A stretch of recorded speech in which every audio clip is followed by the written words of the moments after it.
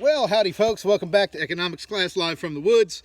Today we're going to start looking at wages and, how much, why do you get paid what you get paid? Or why do you get paid, why don't you get paid more? Why don't you get paid less? And so the first fundamental thing you need to learn about wages is that, as the car goes by, hopefully you can still hear me over the car, is that the law of supply and demand, which we've talked about as applying to products, is also true with labor. Your labor, your willingness to work for money, that labor is a product, the price for which is going to be in direct proportion to how much supply there is and how much demand there is. And just as there is an equilibrium price for a particular just as there's an equilibrium price for a particular good, there's also an equilibrium wage for a particular job in an industry. So for instance,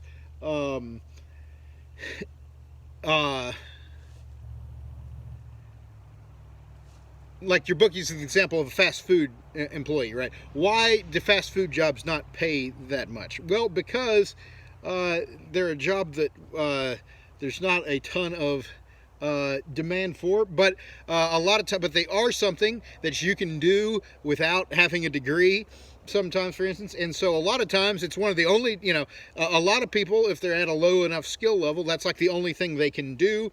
So a lot of people are drawn to that just because it's there,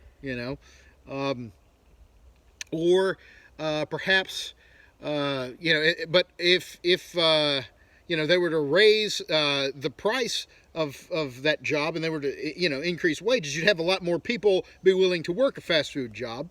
But the reality is that, one person in the back flipping the burgers, even if he's much better at it than another, is only going to make so much difference in terms of productivity.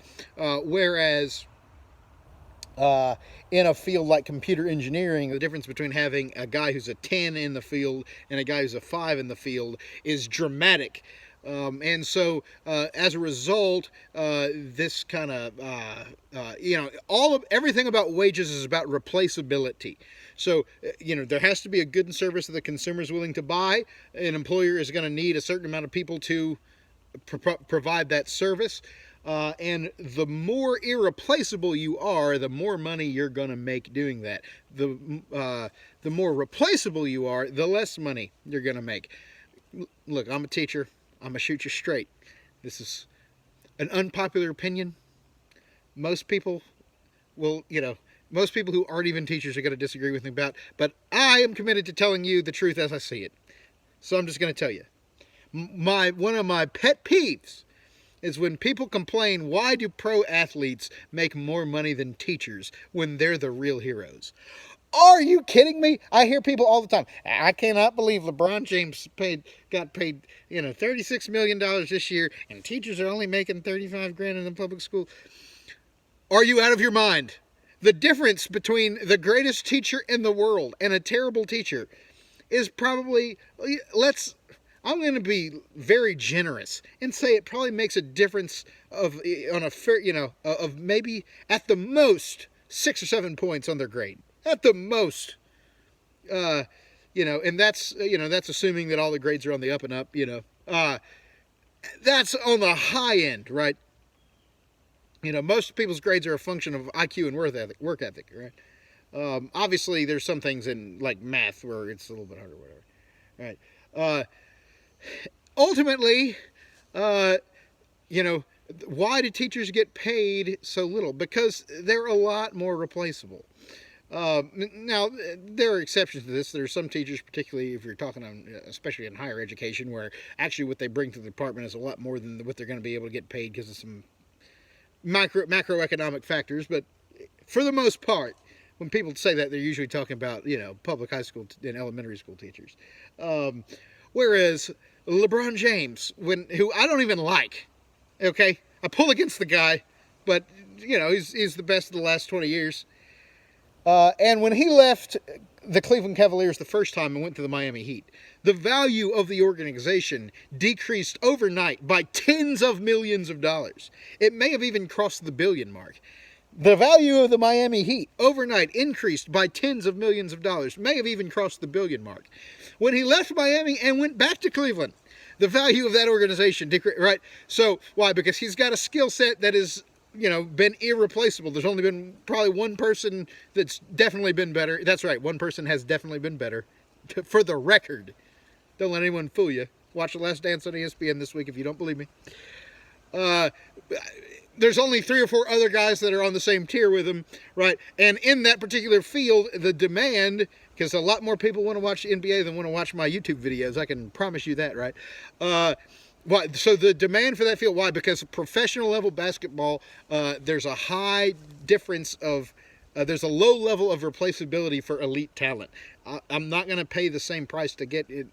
Love you basketball players, no offense. I'm not going to pay the same price to get into a King game as I'm going to pay to go see Steph Curry or Giannis Antetokounmpo, right? Because they have Antetokounmpo, pardon. Because they've got different skills that that people just don't have at the high school level. So, so why do basketball players make more money than teachers? Because it's all about replaceability. It's all about supply and demand. So when when some factor changes the amount of workers willing to be in a position, that's going to change what you can ask for. I remember when I first interviewed for this job, I had a mind going into the interview to kind of argue a little bit, or not to argue, but to kind of push the salary that was originally on the table up a little bit, right? And so I walk into the interview and I look, sitting there on the headmaster's desk was a stack of 4 or 5 folders of with resumes on them. And at that moment, I realized, what? Let's just stick with what was on the page. Why? Because I realized that that I was replaceable, and that I didn't have leverage because there were 5 or 6 people wanted the job that I was going for, so I had a little less leverage to kind of change that rate, right? So I don't mean to throw anybody on the bus. No harm done, bosses, if you're watching. But just explaining the business process. So ultimately, supply and demand are going to affect wage just like everything else. And there's a certain wage level known as the equilibrium wage, which is where the demand for a certain field of labor and the supply of it match in harmony. The same way there's an equilibrium price for the selling price of a consumer good. So what are the things that causes wage rates to differ? There's 4 main factors. First is human capital. The second is working conditions. The third is discrimination. And the fourth is going to be government action. So factor number 1, human capital. That is the skill level of the employee. Again, we use that word capital. Remember, we talk about the 4 factors of production: land, labor, capital, entrepreneurship, right? The word capital, we'll use it to describe the means of production, whether that's,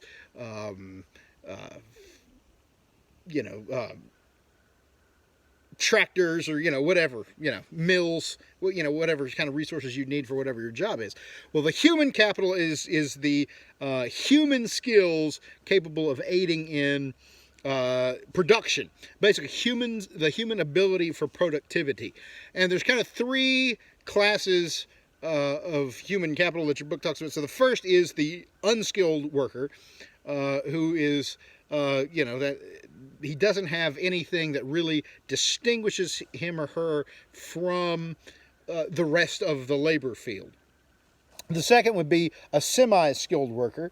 I don't necessarily like these terms because, for instance, somebody who's a very good drywall guy really is a skilled worker to me, but at the same time, economically, you just have to have different terms. And so then you've got a semi-skilled worker who's someone who's, they have certain things that they bring to the table as far as skills, but then a professional worker is someone who is deeply specialized. A microbiologist, you can't just pull a microbiologist off the street, right? Because you have to have done, extensive training for years and so on and so forth. So, how much you've invested in yourself in terms of education, in terms of job skills, in terms of experience, affects your human capital. Your human capital is better after you've been on the job a few years. If you've grown, when you've got experience you can put on your resume. It's better after you've gotten a degree. It's better after you've gotten certifications. Because the more you can add to make yourself a more impressive piece of human capital, the harder it is to replace you. And that's what the number one thing you need is irreplaceability. The more replaceable you are, the less money you'll make, right? So let's say that you are applying, let's say that you own a business. Let's say that you own a business and you've got 3 employees. One of them has to have a CDL. One of them has to be able to, put files in the office in the right place, and one of them has to tend the grounds, and then one of them has to be able to, let's say it's a truck company. You need someone who's able to load the truck, someone who's able to drive it, something like that. Well, in this case, the guy who has the CDL is much less replaceable than the janitor, right?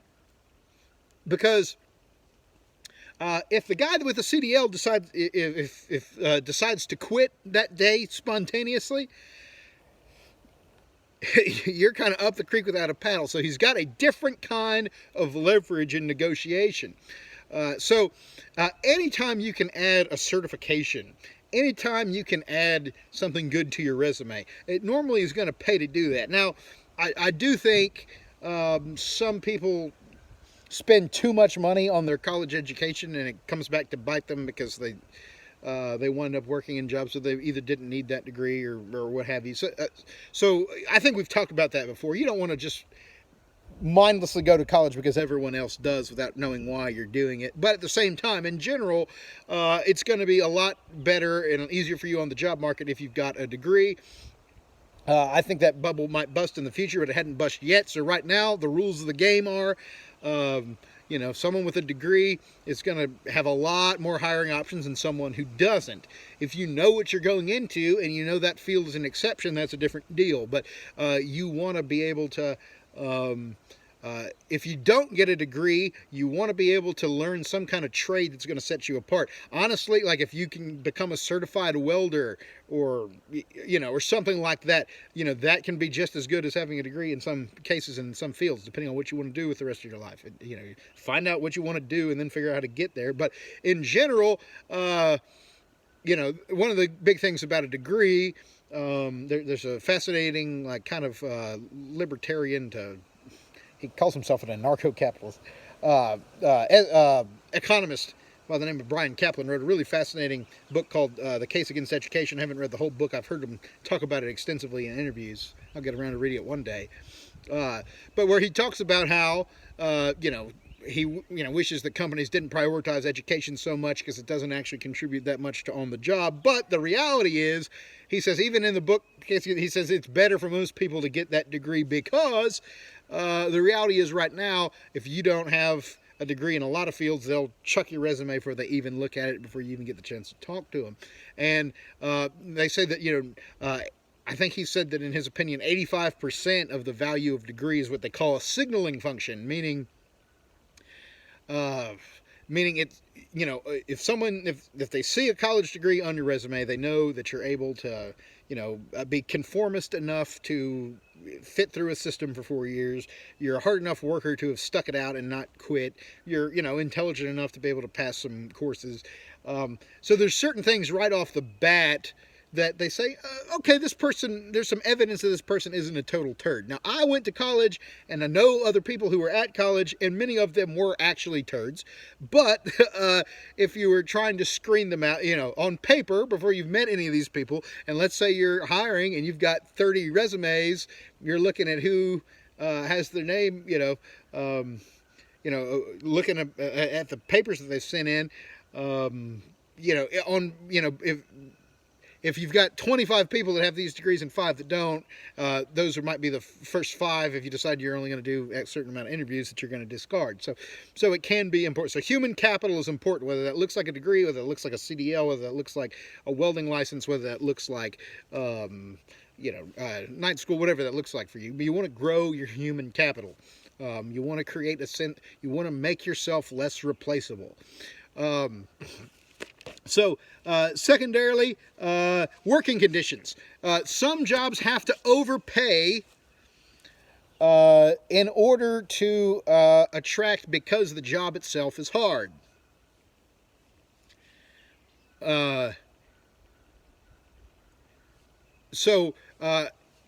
If you're gonna ask someone to do a job that's extraordinarily dangerous, you're going to ask someone to be an underwater welder. You're going to ask someone to climb up on scaffolding. You're going to ask someone to work on power lines. You're going to ask someone to be, hey, this is part of why people complain about why doctors make money. A moment like this, people are seeing why people in the medical profession make more money, because their lives are on the line right now. If you're going to be in a job where you can get shot at real easily, if you're in a hazardous job, you're going to have to take more money. You're going to have to give people more money for that to seem like a good deal to them.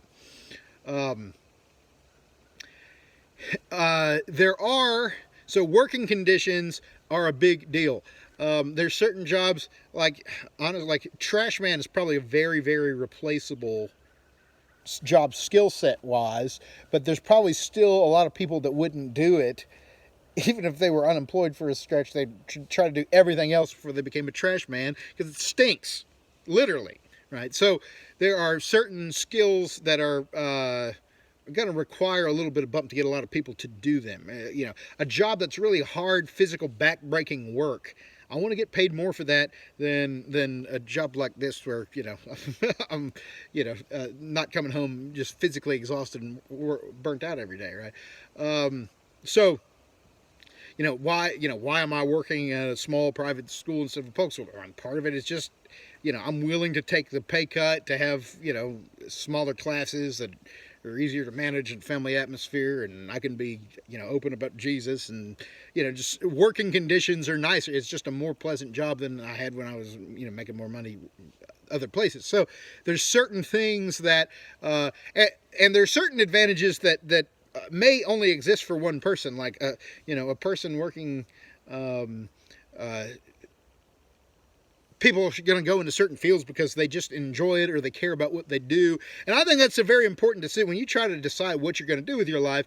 If you go into, some people say, well, just find what's the hot thing and get, real trained in that, go get a degree in computers because that's the way of the future. Well, yeah, but if you don't like computers and you've decided to go get a computing degree because the people in the economics book say it's going to be a valuable degree one day, which it will be, but if you don't like working with computers, you're going to hate your life doing that, because you're going to spend, most people spend a third of their life at work or more.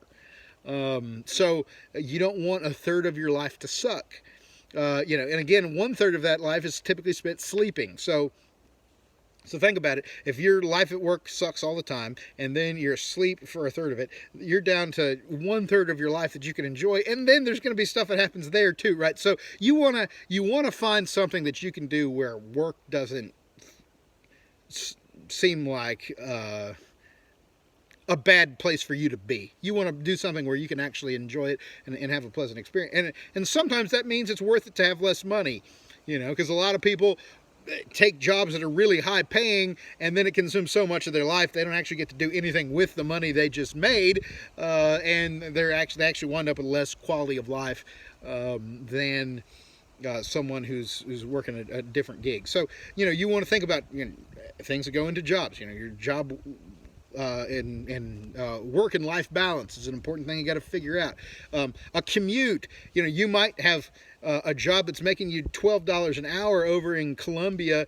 I'm thinking from a Saludin's perspective here, but maybe you could be making $12 an hour in Colombia, but maybe you could be making $9 an hour in Saluda, and it's right by your door, and it's really going to be a lot more pleasant than having to drive to Colombia and back every single day. So do you have a way to make a commute work for you?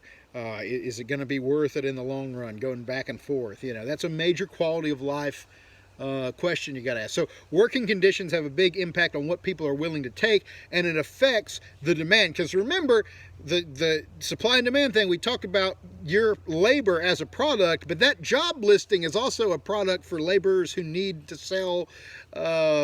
So you as a seller of labor are desperate to get a customer, right? If you don't have a customer for too long, you're going to go broke, right? So at some point, you need to be able to sell your labor for something. So the third thing that can sometimes affect wages is discrimination. I feel like the effects of this are less now than it would have been at a time 30, 40 years ago. But that there is still some evidence to say that some of this still happens, where sometimes people, if they're racial minorities, or sometimes women, don't get paid as much as maybe they should have a lot of times. Now I think I'm kind of more of the camp that problem is much less prevalent than it used to be.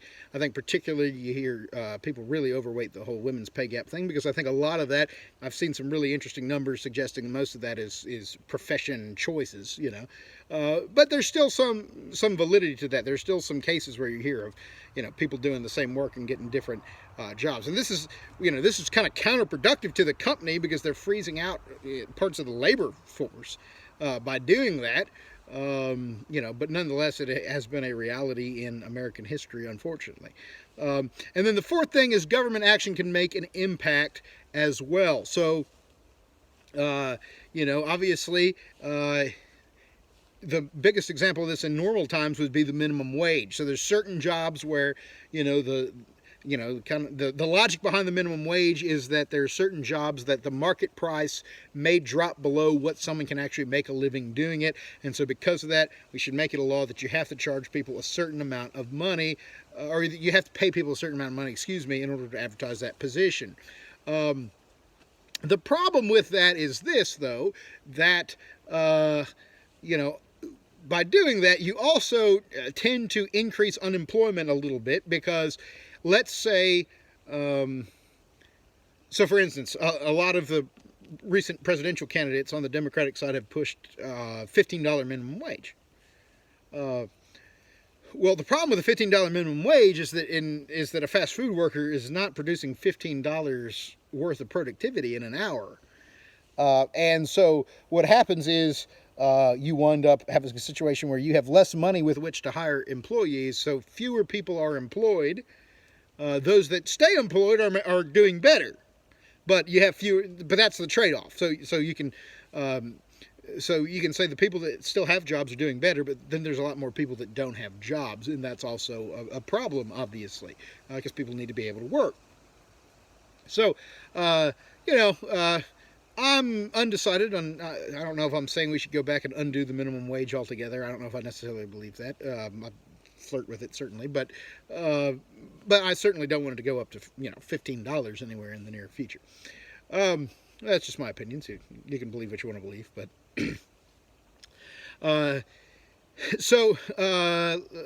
and another example of government action affecting the labor price right now is some of what we're seeing with these whole shutdown situation, where and I'm not sure what's the right and wrong thing to do. I'm glad I'm not in charge of making the decision,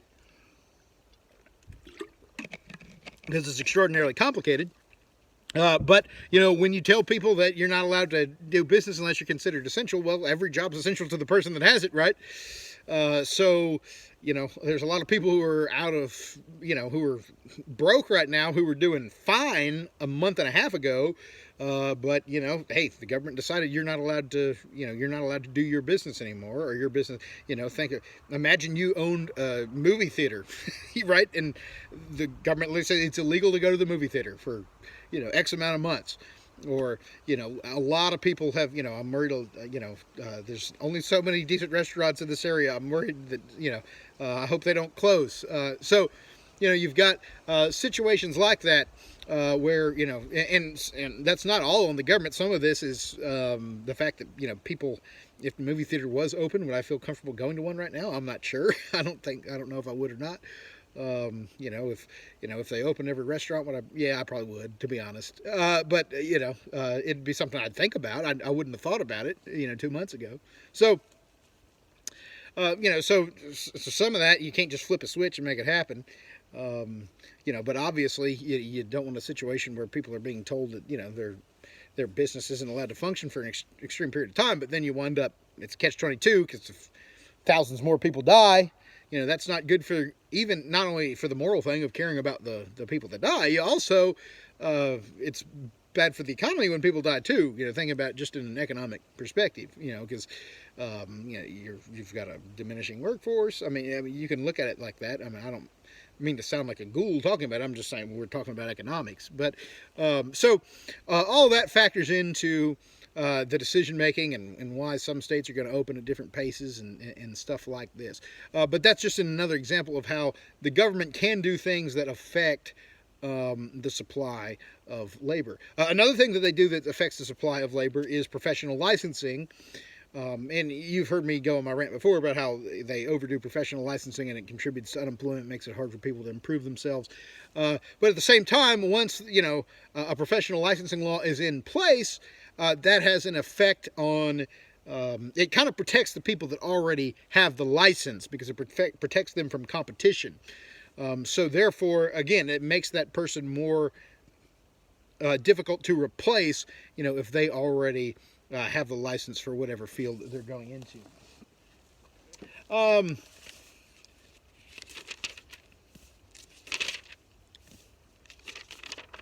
So a couple kind of changes in that they're talking about or in the labor market in recent years.